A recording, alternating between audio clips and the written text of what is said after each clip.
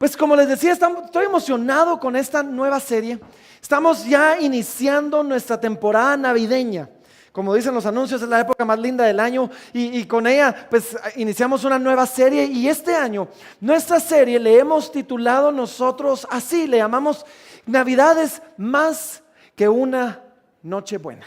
¿Sí? Porque hay muchísimo más y esta es una época linda, realmente nos permite meditar acerca del amor de Dios, de su venida, de su compasión, de la misericordia de Dios. Nos hace un llamado a amarnos unos a otros. Este es un tiempo donde vemos gente sirviéndose unos a otros, quizás más que en otro tiempo. Sin embargo, para todo predicador, déjenme confesarme aquí un poquito, para todo predicador es una época que presenta un reto muy particular. Y es que hay dos temporadas del año o dos fechas del año donde todos los que vienen a la iglesia saben exactamente de qué va a predicar el predicador. Sí, Navidad y Semana Santa. Todos ustedes saben que en algún momento vamos a regresar a la historia de la Navidad. Todos saben que en algún momento vamos a leer la historia o en Mateo o en Lucas y de que vamos a hablar del nacimiento de Jesucristo. Y eso es un reto para todos los predicadores porque nos toca volver a visitar esta historia, ¿sí? La historia de la Navidad. Y aunque prediquemos de los mismos textos, pedirle al Señor esta nueva revelación, esta frescura, porque, ¿saben?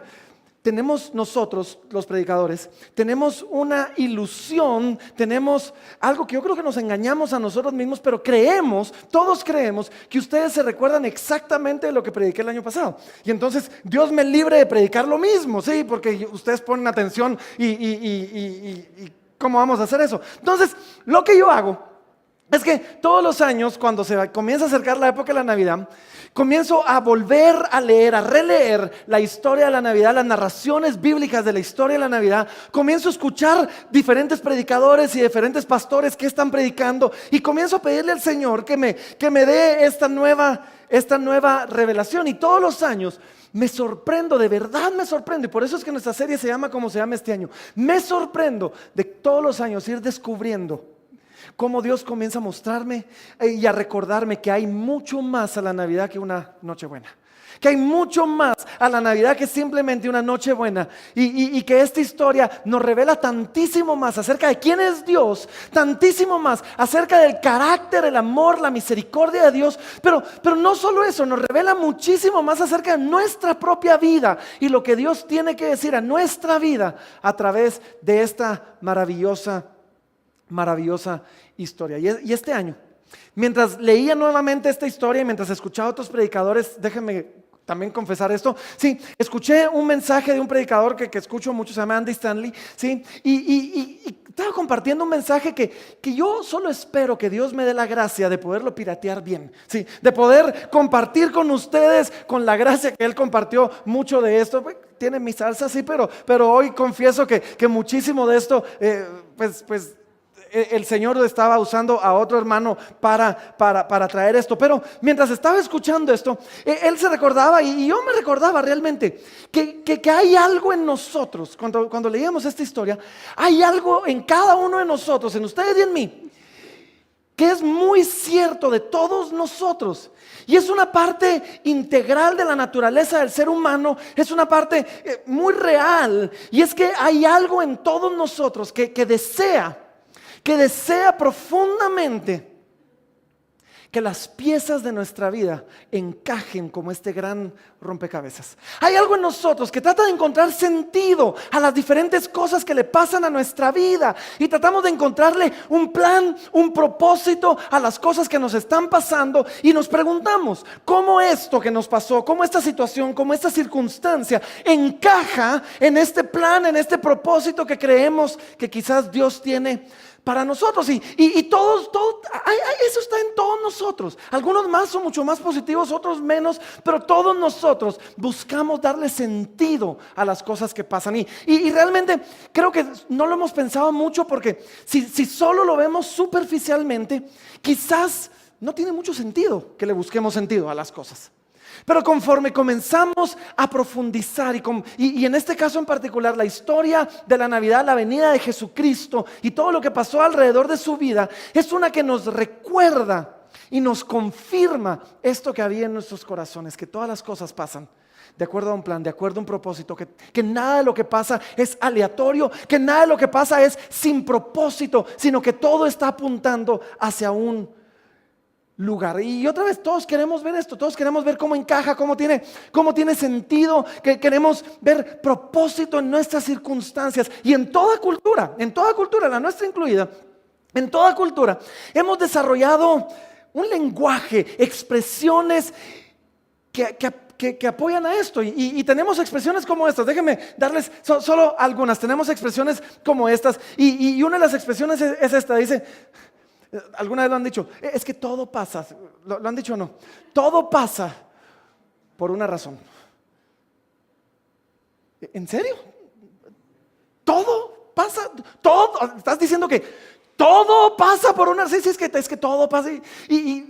¿Será que eso es cierto? Todo. Y hay algo en nosotros que quiere creer que todo de alguna manera pasa por un propósito, por una razón. Y no queremos pensar mucho en eso porque quizás se caiga el argumento. Y si alguien nos pregunta en serio, todo, o sea, me estás diciendo que aquella tonterita que te pasó por una razón.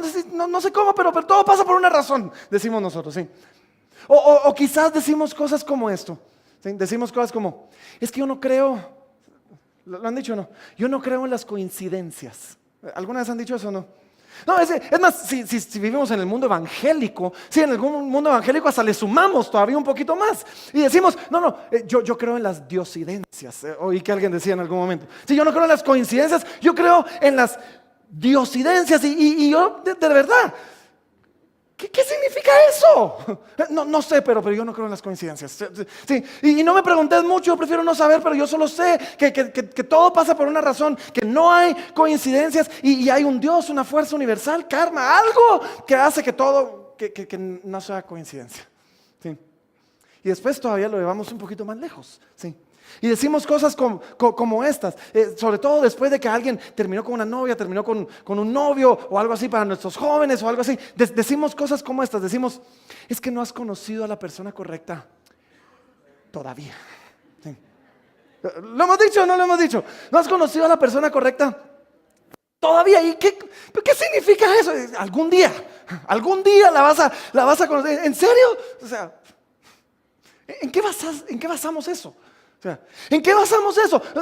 No sé, pero algún día va a pasar. O sea, ¿en qué basas que no has conocido que algún día vas a conocer a la persona correcta? No sé, pero algún día va a pasar. Sí. O quizás decimos cosas como estas. Decimos, se nos cae un negocio, algo sale mal, sí, perdemos algo y decimos cosas como, es que no era para ti. Sí. O no, decimos, no, es que eso no era para ti. La razón por la que esto no funcionó, la razón por la que perdiste esto, es porque esto no era para ti. Y muchas veces la persona a la que le decimos eso dice, ¿en serio? O sea, yo creía que era para mí, yo quería que fuera para mí. No, pero es que no era para ti, ya va a venir lo que es para ti. Porque de verdad hay algo en nosotros que simplemente se rehúsa a creer que las cosas que nos pasan son aleatorias, no tienen propósito. No, queremos creer que son parte de un plan. Queremos creer que son parte de una gran historia, que son parte de un gran rompecabezas. ¿Y por qué? O sea, yo tengo dos perros. Yo tengo dos perros. Uno se llama Lucas y el otro se llama Sebas. Perdón si se llama alguno de sus hijos. Hay una historia simpática detrás de eso. Sí, pero son dos malteses. Son bien masculinos los perros, así chiquititos, blanquitos, peluditos. No son lo más masculino que hay del mundo, pero los tengo. Y estos dos perros, o sea, todos los días su rutina es la misma. Les abrimos la jaula, salen corriendo, se hacen pipí en toda la casa. Después los logramos sacar ya muy tarde, ¿sí? Y eventualmente regresan, encuentran su alfombrita y se echan a dormir. Y yo dudo mucho que alguno de mis perros está pensando, me pregunto cómo el pipí que me hice hoy en la cortina está conectado con el que me hice ayer. Y cómo todo esto es parte. Yo dudo mucho que nuestras mascotas se preocupen de esas cosas, pero nosotros nos preocupamos de esas cosas. ¿Por qué? ¿Por qué esta necesidad de encontrarle sentido? Y saben, los cristianos tenemos una respuesta para esto. Si tú eres creyente, tenemos una respuesta para esto, y es que todos fuimos creados a la imagen y semejanza de Dios. Y Dios es un Dios de propósito. Dios es un Dios que se involucra en la historia de la humanidad. Dios es un Dios que se involucra en la vida de las personas. Dios es un Dios que trae orden en medio del caos, ¿sí? Y Dios es un Dios que trae propósito en algo que pareciera no tener propósito alguno. Y en la historia de la Navidad, en este tiempo, en la historia de la Navidad, esta es una de las cosas de las que somos recordados. Porque este es el mejor ejemplo, la historia de la Navidad, la venida de Jesucristo, es el mejor ejemplo de cómo Dios le importa y cómo Dios se mete a la historia y cómo Dios interviene en el caos en el que está el mundo para traer de en medio de la oscuridad luz. Este es un perfecto ejemplo de cómo Dios es el Dios de la historia y cómo Dios maneja y ordena la historia para cumplir sus propósitos. La Navidad es la historia de Dios. La historia de Dios metiéndose en medio de la vida de los hombres y mostrándonos que Él es un Dios al que le importa. ¿Sí?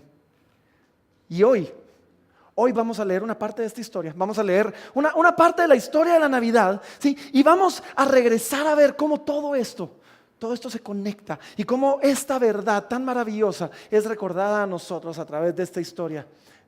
Así que acompáñenme, Lucas capítulo número 1. Sí, Lucas capítulo número 1. Y antes de llegar a la narración, a la parte que me interesa, quiero que solo veamos desde el principio esta historia, porque hay algo en esta historia que es increíble, y esto es muy particular, particularmente si tú no crees en la Biblia o quizás tú tienes tus dudas y dices, no, estas son fábulas, son historias y sí, hay bonitas enseñanzas, pero no crees que la Biblia es un relato histórico. Quiero que veas cómo comienza la historia, o particularmente el evangelio de Lucas, porque Lucas era un médico, era un hombre de ciencia, y Lucas se había propuesto y toma la decisión que él necesitaba, que había una necesidad, de que había mucha gente ahí contando lo que había pasado con Jesús, habían muchos testigos, y ustedes saben cómo es eso, cuando mucha gente ha visto le comienzan a sumar, y él dice, no, yo necesito poner por escrito claramente, necesito entrevistar a las personas, necesito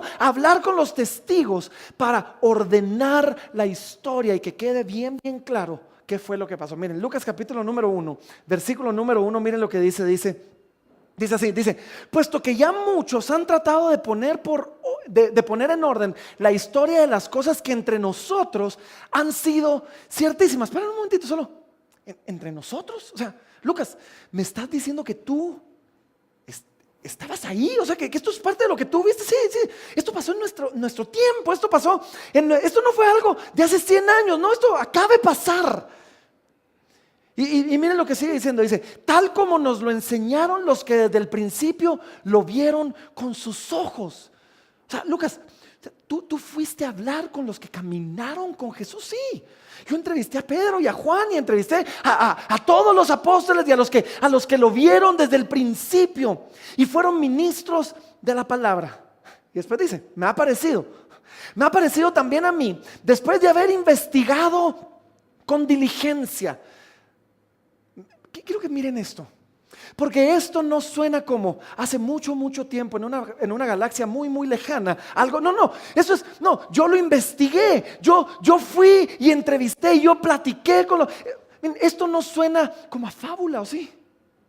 No, esto es un Lucas diciendo, no, yo investigué, yo trabajé, yo entrevisté gente y esto es el relato histórico. No son fábulas, es historia que después de mucha investigación estamos logrando poner en orden. Dice, después de haber investigado con diligencia todas las cosas desde su origen, escribírtelas por orden, oh excelentísimo Teófilo. Teófilo era un hombre que aparentemente había comisionado a Lucas para que fuera y hiciera esto, y Lucas dedica el libro, tanto el evangelio de Lucas como el libro de los Hechos de los Apóstoles son escritos por Lucas para narrarle la historia a este hombre llamado Teófilo, ¿sí? Para que conozcas bien la verdad de las cosas en las cuales has sido instruido. Teófilo había sido instruido y yo me imagino que Teófilo, como quizás muchos, había dicho, ¿será que todo esto es casaca o no? O sea, ¿será que?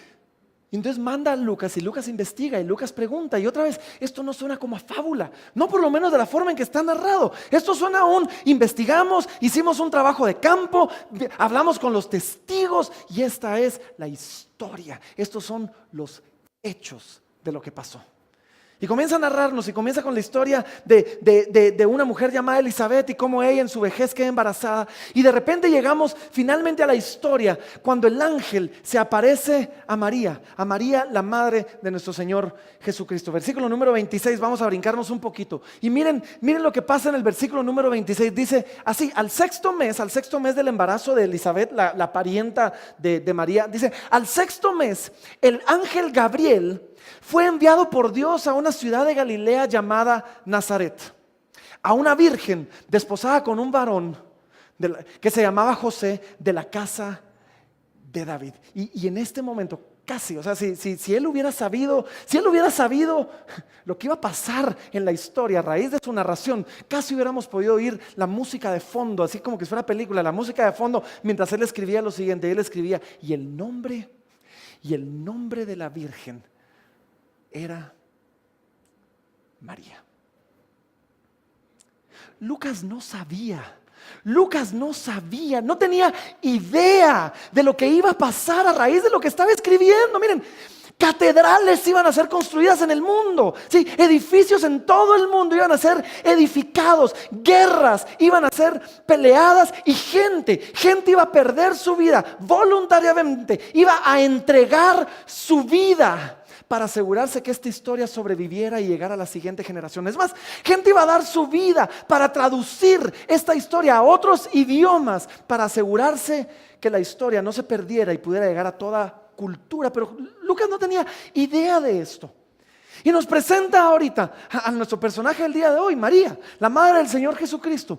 Y la verdad es que sabemos poco acerca de María. La Biblia no nos narra mucho acerca de María. La gran mayoría de teólogos concuerdan de que seguramente era una joven, quizás aún adolescente, y era alguien que venía, sabemos, de una aldea llamada Belén, que era una aldea pequeña, insignificante, y su vida, si no es por este momento, si no es por esta intervención de Dios en su historia, su vida probablemente iba a ser algo así, ¿sí? Ella probablemente se iba a casar con un hombre al que no conocía. Sus padres seguramente habían arreglado el matrimonio y quizás seguramente iba a conocer a este hombre hasta el día de su matrimonio delante del altar. A nadie le importaba si se amaban o no se amaban, ese era problema de ellos, lo tenían que descifrar después, tenían el resto de su vida para descifrar eso, ¿sí? Ella iba a vivir donde sus padres dijeran que iba a vivir, iba a tener hijos, ¿sí? Y si tenía la suerte de vivir lo suficiente, quizás iba a conocer a sus nietos, quizás, porque la gente no vivía mucho en aquel tiempo. Y cuando ella muriera, nadie iba a saber su nombre, porque había crecido en un pueblo insignificante de una familia no importante en medio de un imperio enorme. Y sin embargo Dios había decidido usar a esta mujer. Dios había decidido usar a esta mujer no solo para traer al mundo a su hijo, sino hoy para nosotros, para recordarnos a nosotros que aún en aquello que pareciera no encajar, que aún aquello que en nuestras vidas pareciera no tener sentido, encaja en el plan y en las manos de Dios. Versículo número 28 dice, y entrando el ángel donde ella estaba, dijo, salve, muy favorecida, el Señor es contigo, bendita tú entre las mujeres. Mas ella cuando el ángel, cuando le vio, se turbó por sus palabras y pensaba, ¿qué salutación sería esto? Ella no era importante.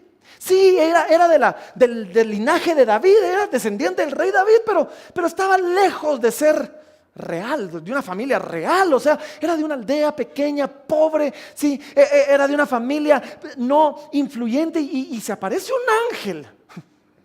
O sea, ya por eso, ya con eso se asusta y la comienza a saludar. Salve, muy, muy favorecida. El Señor, miren cómo la saluda. El Señor es contigo, bendita tú entre las mujeres. Y mira lo que le dice después. Dice, entonces el ángel le dijo, María, no temas. Y miren esto, porque has hallado gracia delante de Dios. Y ahora concebirás, dice. Y ahora concebirás en tu vientre y darás a luz un hijo y llamarás su nombre Jesús. Este será grande y será... Solo miren la certeza con la que el ángel está hablando. ¿Sí? Hoy pasa, concebirás y darás a luz un hijo y llamarás su nombre Jesús. Este será grande y será llamado Hijo del Altísimo, y el Señor Dios le dará el trono de David su padre y reinará. Y esto es complicado. Israel no solo no tenía rey, Israel llevaba 500 años de no tener un reinado independiente. Llevaban 500 años de haber sido o conquistados por uno o por otro. De primero habían sido los babilonios y después, qué sé yo, y ahorita eran los romanos. Y de repente el ángel le dice, mira, tú vas a concebir y vas a dar a luz un hijo y vas a llamar su nombre Jesús y él va a reinar. Mi hijo va a reinar, si yo no soy nadie. Pero si Israel no tiene un reino, y reinará sobre la casa de Jacob para siempre, y su reino, Israel no tiene un reino, pero su reino no tendrá fin. Entonces, versículo 34. Entonces María dijo al ángel, yo hubiera preguntado sobre el reino, hubiera preguntado sobre el hijo. Sí, yo hubiera preguntado, ok, señor, señor ángel, o sea, necesito instrucciones, entonces cómo criarlo, qué tipo de leche le doy, porque va a ser fuerte o qué sé yo. No, pero yo tengo una pregunta un poquito más práctica, ¿sí? Un poquito más lógica. Dice, entonces María dijo al ángel, ¿y cómo será esto? Pues no conozco varón. Y el ángel responde con algo que todavía hoy es complicado para nosotros. Respondiendo el ángel le dijo, el Espíritu Santo vendrá sobre ti y el poder del Altísimo te cubrirá con su sombra, por lo cual también el santo ser que nacerá será llamado Hijo de Dios. La pregunta es muy lógica y el ángel le explica y le confirma, mira, vas a tener un hijo y va a ser conocido, su reputación, la manera en que la gente se va a referir a él va a ser así, Hijo de Dios. Y saben, así pasó. 2000 años después, aquí estamos nosotros adorando al Hijo de Dios. Pero me estoy adelantando. Versículo 36, miren lo que dice, y he aquí, por aquello que dudés de que esto es posible, o sea, el Espíritu Santo, soy virgen, sí, por aquello que dudés de que esto es posible, dice, y he aquí que tu pariente Elizabeth, ella también ha concebido un hijo en su vejez, y este es el 6º mes para ella, la que llamaban estéril, porque nada, miren esto, porque nada hay imposible para Dios. Otras versiones, hay una versión particular en inglés, otras versiones no dicen porque nada hay imposible para Dios. Me gusta más todavía esta otra versión, porque otra versión dice así, porque ninguna palabra de Dios va a fallar. Porque ninguna palabra de Dios va a fallar. Y miren, si paráramos aquí, hasta aquí todo suena maravilloso, ¿no? Tenemos una joven que no era importante en el reino, que no era nadie. Dios la escoge, Dios la levanta, muy favorecida, llena de gracia, bendita entre las mujeres, ¿sí? Y de repente le dice, ahora te voy a levantar, vas a ser alguien, vas a tener un hijo que va a ser alguien, va a ser rey, va a reinar, su reino va a ser para siempre. Dios, hasta ahorita suena increíble, ¿o no? Dios te escogió para algo maravilloso y lo que va a venir va a ser importante, no solo hoy, sino para siempre. Y si paráramos aquí la historia sería wow. Pero el ángel se va y la vida de María por un tiempo regresa a ser normal. Es más, no hay ninguna indicación que el ángel hubiera vuelto a aparecer a María en el resto de su vida. Y su vida regresa a la normalidad y de repente la vida de María comienza a complicarse un poco. ¿Sí? Porque recuerden, era una adolescente. que de repente esté embarazada. Y nosotros sabemos que es por obra y arte del Espíritu Santo, pero su mamá no lo sabía. Y sus amigas no lo sabían. Y su maestro de matemáticas del colegio no lo sabía. Y yo me imagino que en algún momento, ella, y de verdad, si algún católico en medio de nosotros, no quiero faltarle respeto a María en ningún momento, pero imaginemos por un momentito, sí, imaginemos por un momentito a María en algún momento, tal vez en su vida, diciendo: Ángel, ¿podrías bajar a explicarle a mi mamá? ¿Podrías bajar a explicarle a mis amigas? ¿Podrías bajar a explicarle a mis maestros qué es lo que está pasando? Porque ellos creen que soy una adolescente que metió las patas, y en aquel entonces no había tanta tolerancia para eso. Sí, podrías bajar, y yo no tengo una explicación lógica que darles a ellos. Ángel, ¿podrías por favor venir a explicar esto? Y María estaba comprometida para casarse con un hombre llamado José, y este hombre era un hombre piadoso, y decide un día dejarla. Y por la gracia de Dios, el ángel sí se aparece para José y le explica la situación a José, y José regresa por la gracia de Dios. Y de repente la panza comienza a crecer. Mujeres, ustedes saben cómo es eso, ¿sí? La cosa se comienza a complicar, y cuando María está a punto de llegar al tiempo de dar a luz, el César, el emperador de todo el imperio romano, decide hacer un censo, para lo cual implicaba que ella, la muy favorecida de Dios, solo imaginen a José: mira, María, te cuento, salió una nueva ley, y ahora tú, vamos a tener que ir a Belén. Sí, eso queda más o menos a unos 200 kilómetros de acá. Entonces, como que ustedes dijeran, sí, a una mujer embarazada de 9 meses, mira, te tengo que llevar de aquí un poquito más allá de Reu, sí, casi llegando a Shela, sí, y ¿sabes qué? Y tenemos que irnos en burro.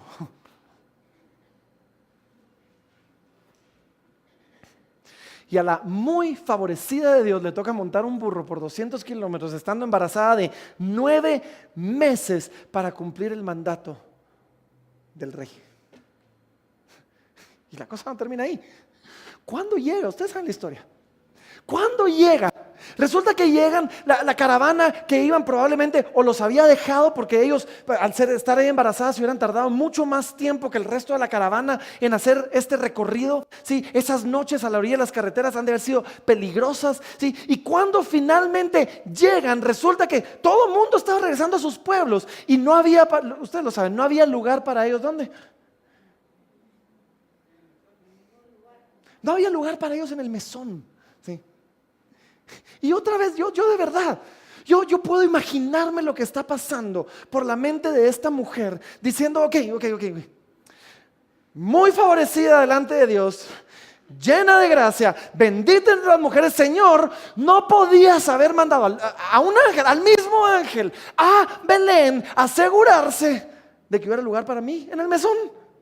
Pero no, llega, no encuentra lugar para, solo imagina esto, Señor, Expedia va a existir dentro de 2000 años, tú lo sabes, podrías encargarte. Y la historia de ella sigue deteriorándose, y en cualquier momento de la historia podríamos nosotros preguntar: ¿y por qué Dios permitió esto? ¿Por qué Dios no podía reservar un lugar para ella en el mesón? ¿Por qué Dios no podía asegurarse que el niño naciera donde ella estaba? ¿Sí? ¿Por qué todo esto? ¿Por qué Dios permitió que esto pasara en la vida de ella? Y eventualmente el niño nace. Y nace en un establo, rodeado de vaquitas. Y por favor, ustedes han visto los nacimientos y se mira bonito. Sí, yo jamás tendría uno de mis hijos en algo que no fuera un hospital estéril, sí, no digamos bien rodeado de vacas, sí. Y nace en un establo y lo ponen en un pesebre. La palabra pesebre ha perdido su relevancia, pero es donde comen las vacas, sí. Y llegan, la cosa se mejora un poquito, llegan pastores que fueron avisados por ángeles en la noche. Vamos a hablar de eso la próxima semana. Sí, llegan pastores que fueron avisados por ángeles en la noche a adorarlo. Llegan reyes que venían del lejano oriente siguiendo una estrella para adorarlo. Y estos reyes, camino a Belén, habían pasado por la casa del rey Herodes preguntándole, muy ingenuamente quizás, ¿dónde está el niño que va a nacer? ¿Dónde está el rey que ha nacido? Y Herodes se las lleva de muy interesante y le dice, no sé, pero vayan ustedes, se averigüen y me cuentan. Y estos reyes que venían a adorarle, sin darse cuenta, le dan el chivo al rey, que era un rey sanguinario y celoso. Y este rey, después de haber escuchado la noticia, da una orden, y es una parte de la historia de la Navidad que tendemos a brincarnos porque no nos gusta, pero da una orden, ¿sí? Porque Herodes se entera que van a ser un rey, que su reino va a ser para siempre, y Herodes no quiere que el nombre, que haya otro rey, él es rey, y no quiere que el nombre de alguien sea proclamado, quiere que su nombre sea recordado para siempre. Y en un acto de celos tontos, envía a sus soldados a esa pequeña aldea y les da la orden de matar, de asesinar a todo niño menor de 2 años que quizás pudiera ser una amenaza para su reino. Y en una noche, una aldea pequeña, quizás no fueron cientos de niños, era una aldea pequeña, quizás fueron un par de docenas de niños. Pero en una aldea pequeña donde todas las madres seguramente se conocían, donde todas las que estaban embarazadas seguramente se dieron baby showers las unas a las otras, sí, y estaban todas celebrando ahí, donde en una noche llegaron soldados y arrebataron a sus niños de sus brazos y asesinaron a todos y cada uno de ellos. Y cada familia que tenía un hijo menor de 2 años, esa noche tuvo una pérdida, una tragedia terrible, que pareciera no ser nada y parecía no tener ningún sentido más allá del berrinche de un rey inseguro y celoso. Y María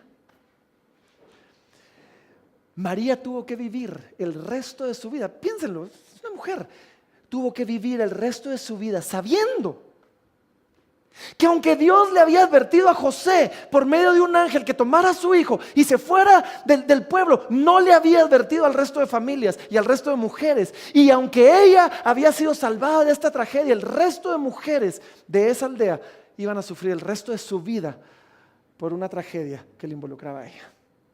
Y quizás, si ella era como tú y como yo, quizás hubiera preguntado, yo sé que yo lo hubiera hecho y le hubiera dicho, Señor, si mandaste un ángel a advertirnos, ¿no hubieras podido mejor mandar al ángel a matar al rey y ahorrarnos todo este drama?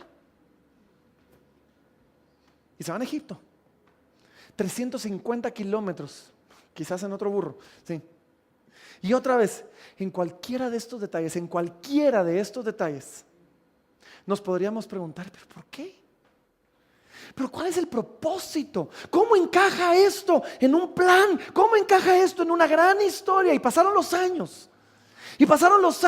Y María, años después, le tocó experimentar el mayor dolor que cualquier madre podría experimentar al ver a su hijo maltratado, humillado, golpeado casi hasta la muerte. Y después vio a su hijo con su corona de espinas arrastrado a la calle, teniendo que cargar su propia cruz para ser asesinado con la peor muerte posible. Y es que esto es lo que pasa.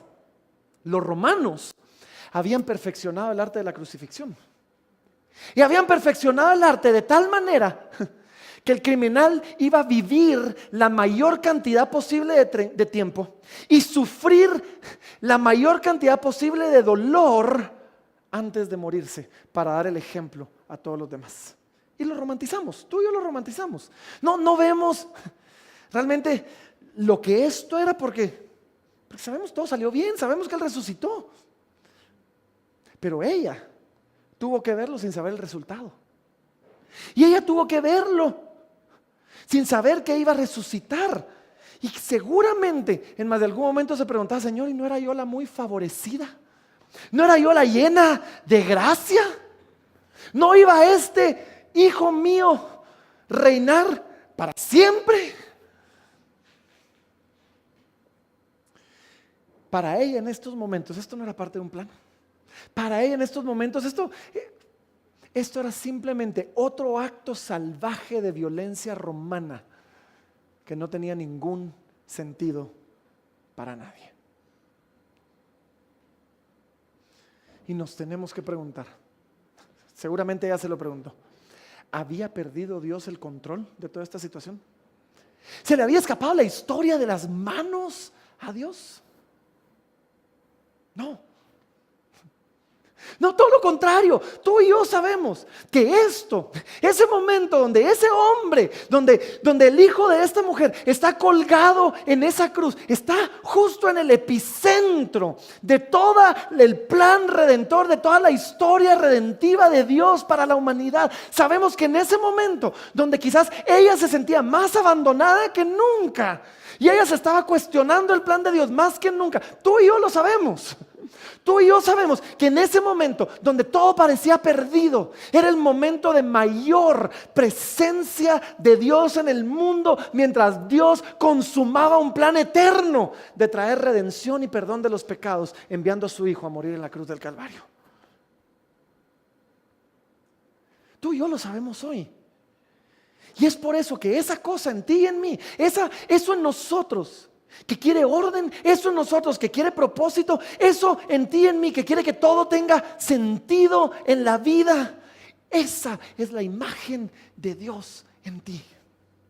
Y en Navidad, en esta historia, somos recordados que aun cuando algo parece aleatorio, que aun cuando algo parece sin sentido y sin propósito y sin redención, somos recordados que aun cuando quizás te visita una enfermedad incurable, que aun cuando quizás te toca enfrentar una muerte inevitable o una muerte insensata, que aun cuando quizás te toca una pérdida de trabajo inesperada, problemas irreconciliables en el matrimonio o qué sé yo, que cuando pensamos que no puede haber nada bueno en eso y no puede ser parte de un gran plan, en Navidad somos recordados esto: Emmanuel, Dios con nosotros. Dios es un Dios que interviene en la historia, que deja su trono para intervenir en la historia del hombre, en tu historia y en mi historia, para darle sentido a aquello que no tiene sentidos. Esa imagen de Dios que quiere que las cosas encajen en Navidad, al ver a Dios enviar a su Hijo al mundo y pasar por situaciones que parecieran insensatas, pero que tenían un propósito redentor precioso. En Navidad somos recordados que esas situaciones en tu vida y en mi vida, que quizás parecen insensatas, que quizás parecieran no tener sentido, tienen, aunque no lo veamos y aunque no lo comprendamos, tienen un propósito precioso delante de Dios. Y unos 25 años después de esto, Dios levanta a otro hombre. Dios levanta a otro hombre que nosotros lo conocemos como el apóstol Pablo. Y lo levanta de una forma maravillosa. Y él escribe una carta. Escribe una carta en otra ciudad, en la ciudad de Éfeso. Y a la iglesia que estaba ahí le escribe esta carta. Y en Efesios capítulo número 1. Efesios capítulo número 1 y versículo número 11. Miren lo que Pablo le escribe a los efesios. Dice: en Él, en Dios, en Cristo, en Él, asimismo tuvimos herencia, habiendo sido predestinados conforme al propósito del que hace todas las cosas según el designio de su voluntad. Pablo le está diciendo que en Cristo fuimos escogidos, que en Cristo Dios tenía un plan para nosotros, predestinados desde antes de la fundación del mundo. Dios había hecho un plan para nosotros y fuimos predestinados conforme, miren lo que dicen, conforme al plan, conforme al propósito. Que había un plan, que había un propósito para nosotros, y que este propósito y que este plan había sido diseñado por Dios desde antes de la fundación del mundo. Y después nos dice esto: conforme al propósito del que hace todas las cosas, todas las cosas, todas las cosas. Todas aquellas cosas que parecieran no tener sentido, todas aquellas cosas por las que nos hemos cuestionado si Dios realmente existe y si Dios realmente nos ama y si Dios escucha las oraciones, todas aquellas cosas que nos han hecho a veces dudar y titubear de nuestra fe. Dice que hay un plan por parte de aquel que hace todas las cosas son parte de ese plan y tienen un propósito. Y esto es lo que anhelamos. Este es el orden y este es el propósito que buscamos tú y yo. Y esto es lo que entendemos en esta temporada, que en Cristo, a través de ver su historia, nos somos recordados que sí hay un plan y que sí hay un propósito y que sí, de alguna manera, en el plan de Dios esas cosas encajan en un plan que Dios preparó para nosotros desde mucho, mucho tiempo atrás. Y la historia de María sigue. Y cuando el ángel terminó de hablar con María, todos recuerden, ella no sabía los detalles. Ella no sabía los problemas que venían. Ella no sabía sobre la resurrección. Ella no sabía que 2000 años después, una tercera parte de la población del mundo se iba a reunir todas las semanas y muchas veces más de una vez a la semana para adorar y para levantar el nombre de su hijo. Ella no sabía todo esto. Y sin saber todo esto, ella respondió de una manera maravillosa. Y ella respondió de la manera que espero yo que tú y yo y que nosotros respondamos al llamado del Señor. Ella respondió diciendo así, miren, Lucas 1:38. Ella responde al ángel y le dice, entonces María dijo, miren esto, entonces María dijo, pongan atención que esto es lo más precioso de toda esta historia. Entonces María dijo, he aquí, la sierva del Señor. Hágase conmigo, conforme a tu palabra. Y el ángel se fue de su presencia. Ahora, yo no sé cuál es tu historia en iglesias, yo no sé qué es lo que te han enseñado quizás en diferentes lugares. Pero quizás tú has aprendido.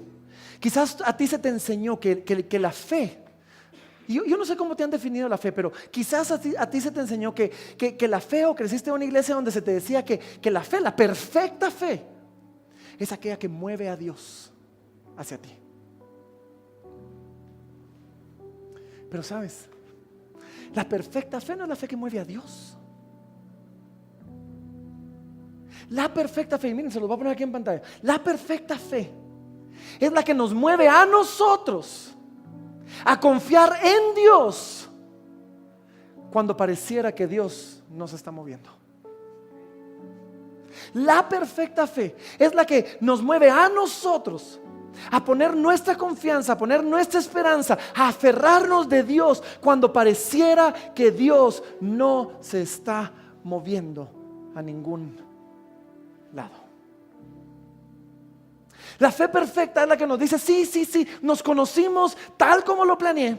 Y sí, luego nos casamos de acuerdo al plan. Y sí, luego tuvimos al hijo que siempre soñamos. Y después la vida me entregó un divorcio y una pérdida de trabajo y muchas cosas que no planeé. Y mi deseo, esta es la perfecta fe, mi deseo, mi fe está diseñada no para clamar que Dios se mueva para cumplir mi plan, mi deseo. Mi fe está diseñada para moverme a confiar en Dios, aun cuando la vida no se esté moviendo de acuerdo a mi plan. La perfecta fe es la que dice lo mismo que dijo María: he aquí tu siervo, he aquí tu sierva, hágase conmigo conforme a tu palabra, conforme a tu plan. Y esta es la buena noticia, y esto es parte de lo que queremos celebrar en esta temporada. Y es que en la Navidad entendemos, cuando vemos cosas como esta, entendemos que Navidad es más que una Nochebuena. Entendemos que independientemente de lo que la vida te dé, lo que la vida te haya puesto en tu plato, lo que te haya tocado vivir o lo que estés experimentando actualmente, esa cosa en ti que quiere encontrar propósito detrás de todo es algo bueno. Es la imagen de Dios en ti. Es un recordatorio de que Dios se involucra en los asuntos de los hombres.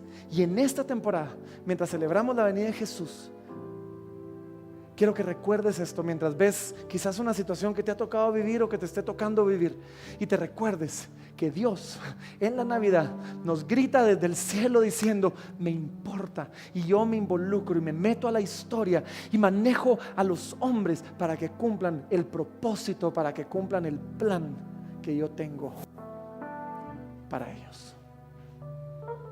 Así que hoy vamos a terminar orando. Y los voy a invitar a que se pongan de pie ahí donde están.